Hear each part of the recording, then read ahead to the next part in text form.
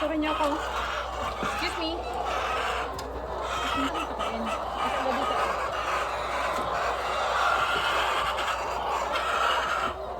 Meron kaming order ng 20 trays ng medium.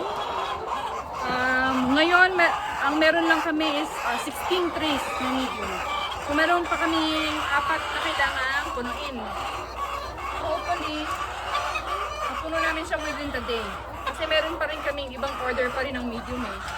May 4 akong, bukod dun sa 20 na trays ng medium, may 4 pa akong kailangan mabigyan ng medium. Kukunin na bukas yung 20 trays. So, tingnan natin kung makakapuno tayo ng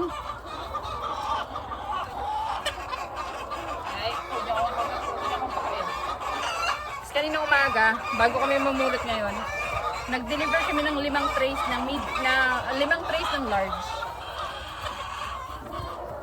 Order lang yun. Order lang yung kahapon tsaka kanina umaga. Mga dito.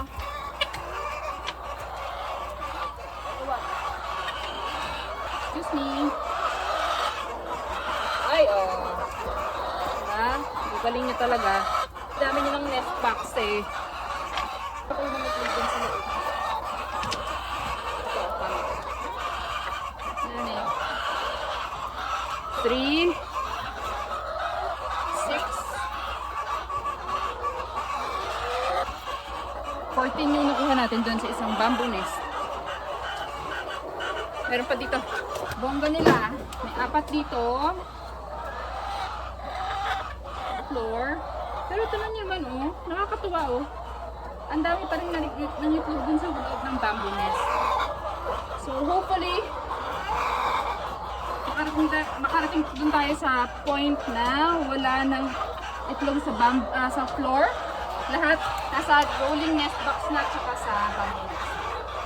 Okay lang sa bamboo nest kasi at least malinis pa rin yung itlog. Tsaka madaling kuhanin. Para pag nasa floor eggs, kung saan. Kung saan.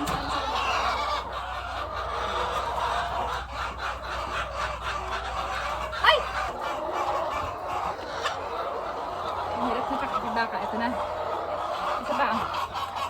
Isa pang nest.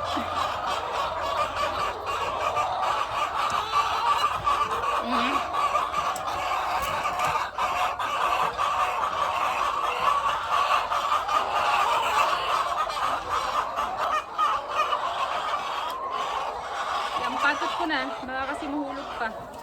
Tagalog talaga ako, pero unti-unti na ako nakakaintindi ng mga ilang words ng Pangasinan.